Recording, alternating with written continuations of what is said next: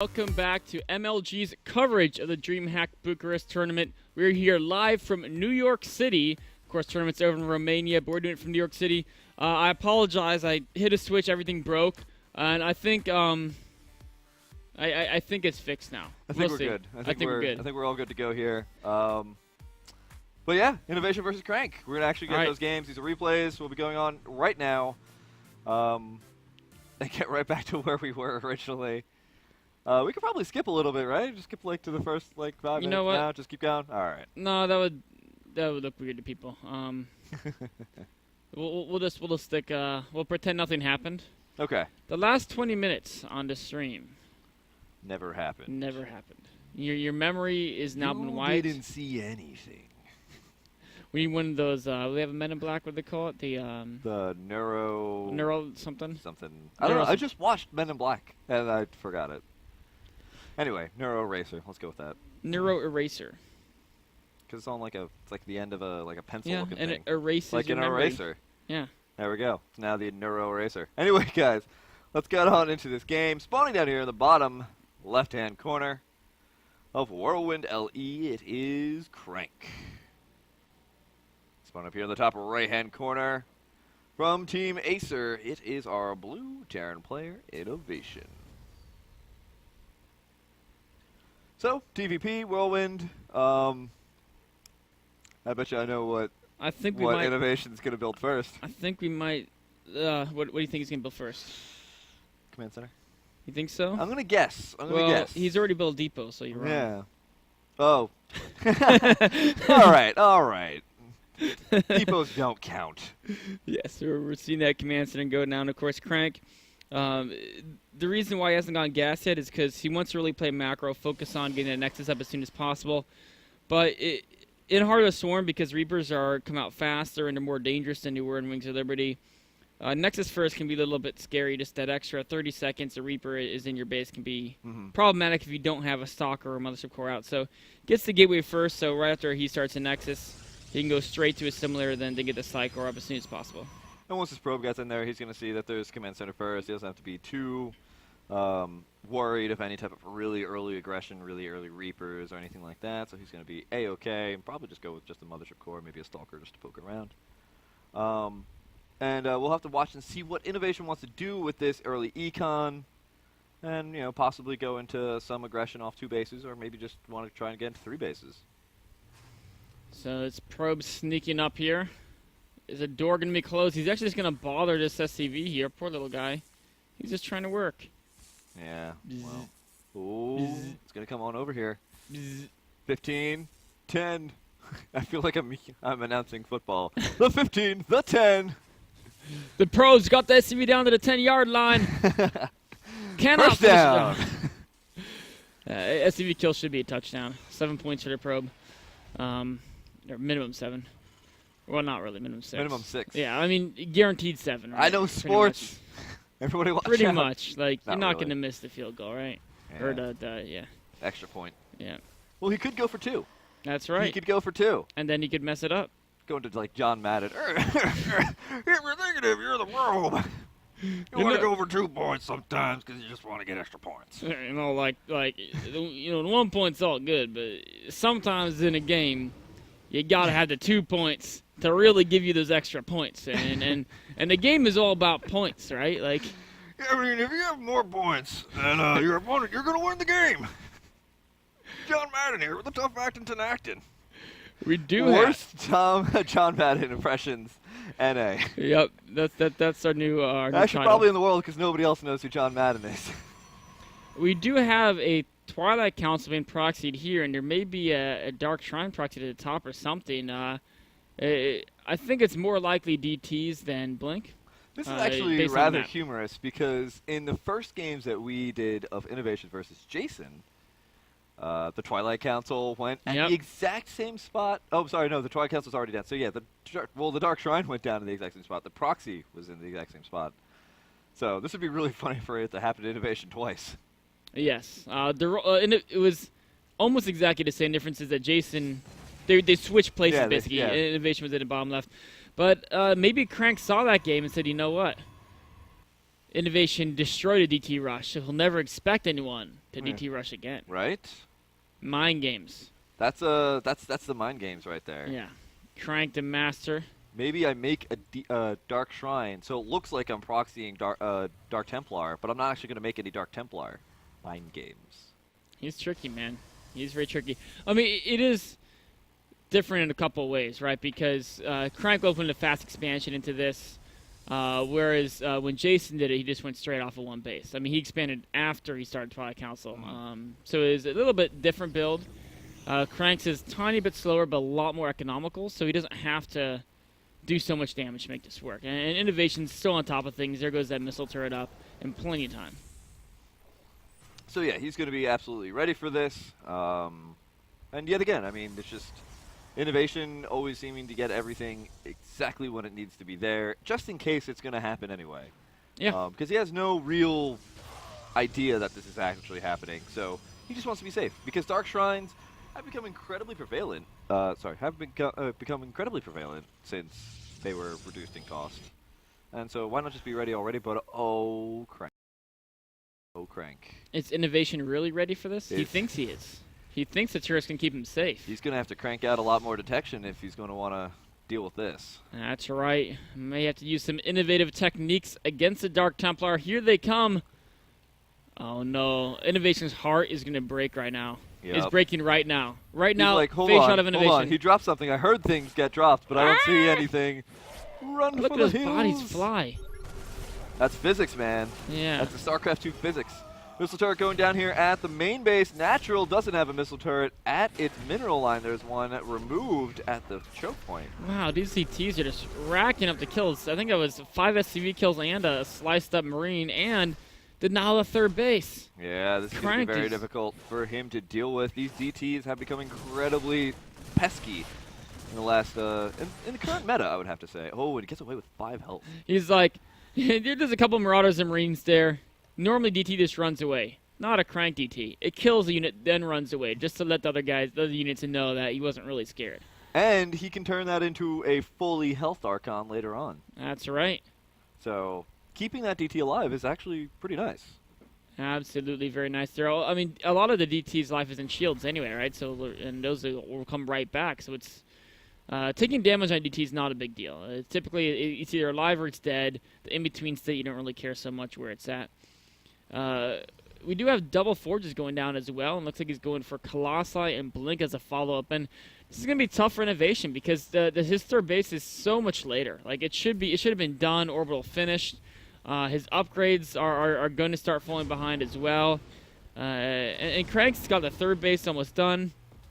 He's got map control of these DTs, a lot of great kind of map dominance. If you look at this just from his vision, he pretty much almost controls like 3/4 of the map, and Innovation only has his zone. Now, this drop could be Innovation's way to try to make a start of a comeback here. And there's some vulnerable tech buildings here that are researching some important upgrades as well. I really like this. The forges are tucked away right next to the natural, but next to a ledge. So if there's any type of trouble, you know his forces are going to be around this area. That's for Crank, that is. And he's got +2/+2 on the way already. Now there is that nice little Twilight Council. It looks like that is going to get picked off before Blink is dropped onto those Stalkers, and they're going to be able to do that. But unfortunately, I don't think he's going to be able to do too much more damage. A couple of force fields do go down, actually filtering those Velots in a rather unfavorable manner there for Crank. Going to keep these forces alive, do as much damage as possible, and get away with the medevacs. Very nicely played there by Innovation. These little things can easily throw him back into the game. Absolutely, and if he actually takes this down, he uses scan to grab that DT. There goes the scan, there goes the DT. Crank needs to get some forces here, but again, the drop in, it goes back in the main. DTs are great at defending these. Crank's using those so well, but Innovation is really showcasing his multitasking. Takes out the pylon, going for the Colossus actually. Marauders kill those things so fast, gets away with most of the units as well. Here goes another skin. Oh, if you could get the support bay, this could be huge. Innovation really making some big plays to get himself back in this game. Taking so much damage, and there's no units in here to respond. A couple of Zealots, but they're not going to be there in time. The support bay goes down. No thermal lance, completely canceling the progress on that. No thermal lance, no blink. That's going to make the mid-game array Crank substantially weaker. But remember, he does have... oops, sorry guys. He does have this great upgrade advantage going for him, right? He's working on 2/2. Whereas Innovation right now is just starting his second upgrade. Cranks are seconds away from completion. And yeah, so with that 2-2 and only the +2 weapon starting here for Innovation, it's going to be really difficult for them if there's any major engagements in the next couple of minutes. But Innovation for now is going to be secured, and he's got this macro going up now. He's got a lot of stuff pumping out. He's got the Ghost Academy and Vikings, so he's going to be ready for an engagement in all points except for the upgrades. Yes. And those can be big, but Innovation, I mean, he's got his, like you talked to his Ghost out, and remember if you saw his games against Jason, his EMPs are excellent, his snipes are excellent. His like, specialty is in controlling these engagements here. He's already showcased his multitasking, but Crank, like you said, he's got those upgrades, and you know he's only down by 20 supply, which isn't unusual for a PvT. Innovation's got to be careful because he could easily get overrun by just charge dots if charge completes. Well, there are a bunch of Zealots now in the main base here for Innovation, going to try and take out as much as possible. It doesn't look like they're going to do too much, but the War Prism is being active, which is very nice. Photon Overcharge going down at the third base. The last Colossus. Can he survive these salvos from the Vikings? It looks like not. So many charge lots coming in here. Very nice force field. Going to be able to section off some of Innovation's army and clean up enough that I think Innovation might just have to back up. Oh, some force fields trying to push him back there, but it is now 2-2 versus 1-1, moments away from being 2-1. But charge is still not yet done. Look at those Zealots that can't close the distance. They're getting mowed down, but the medevac's out of energy. There's DTs in there as well, and Innovation does have to back away now. And those DTs in engagements, you don't even think about, oh, maybe there's DTs in here. But they do a lot of damage if you don't actually scan on your forces during those engagements. It can be difficult to hear the little swipe sound of the DT. And it's just the unseen, unheard damage dealer. It's like a Banshee, but less obvious. So we're at this point where Innovation the supplies are very even. He's still down in those upgrades, and once 3-3 is done, he's going to be substantially behind there. Trying to add that second E-beta to catch back up in that field. Innovation's really feeling the consequences of having that third base killed early on in the game. It just set him back economically to a point where he'd like to have his fourth command center done by now for sure, and it's not. He's still just on to 3. And again, he would like to have double E-base for quite a while as well. Double drop now going on to the main base. Double feedback coming out there from those High Templar, Archon being morphed in here. But there's also going to be aggression here at the third base. A very nice little Dark Templar placement is going to be able to swipe a couple of those units off. Unfortunately, didn't get any of those ghosts before they actually get there. Yeah, he would definitely like to get those ghosts. Sniping out all those Templar, great moves there by Innovation. Now taking out the DT, but it's already taken out most of this force. Can he get the Nexus, though? That would be a big win. There's a Storm. He moves out the way, going for the Zealots, not targeting Nexus quite yet. Now getting the Templar, actually. A lot of great Storms, but some Templar taken out as well. I'm curious to why he didn't go for the Nexus, because that is really what he needs. He's taken so much damage from Zealot run bites here in the main, and the third as well. He kind of really wants to get that third base. He did get a cancel on the fourth, though, so that's some minor consolation. But Crank is doing so much harassment at that third base. A bunch of Zealots did come in there and chase away so many SCVs. 23 SCVs have been killed here so far by Crank. And that's going to be taking a massive toll on Innovation's income. Not only counting the fact that that third base was delayed so long ago, but losing all those SCVs as well is going to really hurt that econ. And if Crank can really secure these small little advantages, it's going to be a much better game for him. Absolutely. But right now, it's tied. Yes, it's very, very even here. Innovation trying to go for the draw play. Innovation desperately needs to catch up on upgrades, though. It's 2-1 versus 3-3. He's working on his 3-2. That'll even things up. But Crank has showcased some good use of High Templar, and now he's adding back that Thermal Lance. That upgrade that he wanted about 10 minutes ago is finally on the way to coming in here. But is he prepared for this drop? Well, he does have a Templar there and a Dark Templar and some Zealots. He's got to cover both his third base. Oh, nice DT there, spotting his force. All of these forces here from Crank, he just keeps dropping. Is Crank the Terran or is Innovation? Because Crank is constantly within Innovation's base with his own drops. Really back and forth game, multitasking on both sides. A Dune drop from Innovation. Looks like it's going to be pushed away. DT doing so much damage here. Meanwhile, Crank is just decimating Innovation's bases. I mean, a lot of damage in the main. That's being forced away. Now a natural So many units are being killed as they come out of these barracks. Very, very cost-efficient use of small numbers of zealots there by Crank. And these DTs, they're just doing so much work here. I think if we were actually to look at what unit has killed the most amount of units in this game, it's most certainly the DT. Both in harass and drop defense, into actual engagements. And just hanging out in the engagements is becoming very difficult for Terrans to deal with these amount of DTs early on in the game. And I really like that Crank is abusing that, and it's very, very effective. Yeah, Crank is just so on top of this game. Innovation's supply is absolutely dwindling. Crank needs to get some more Zealot warps in there. There's a storm to push Innovation back, and once Crank can warp in a few more Zealots to buffer this, maybe a few Stalkers pick up the Zealots, I think Innovation's going to be very hard-pressed to defend his third base. But Crank said, you know what? I'm just going to back away. He didn't see a fourth base there. It's just coming down now, and Crank knows he's on 4 bases. So right now he does have the economic advantage. He doesn't need to really push the issue. And, well, yeah, so it is 165 to 137 in the food count right now. Crank slowly gaining on that lead. His forces right now are at 3-2. He's not researching the +3 armor just yet. That would be really nice because those Zealots do 2 attacks at once, so the armor really helps. Does he not have it? He does not have +3 armor. I think he does. Innovation or Crank? Oh, Crank. Oh, yes, Crank does. Yeah, he's got 3-3. Sorry. My mind misheard. It's yeah. awesome. Don't worry about it. You're totally right. Innovation's been down in upgrades the whole game. He's not down by as much as he was earlier, so he's making headway. But he does really want to equalize those upgrades because he's actually been playing a great game being down in upgrades. Imagine once he evens those out. Yeah, and that +3 armor would be massive for his bio army to stay alive just a little bit longer so those medevacs can help keep them alive. And I really like this too. Some Protosses make the mistake of accidentally grouping their High Templar together while they're moving, and that's actually a really nice point for Terrans to get in and try and get those EMPs down, but Crank is constantly keeping his Templars separated. Drop the main to distract. Meanwhile, an attack on a third base. That's going to get a lot of SCV kills. Force those ones out. And the planetary. Wow.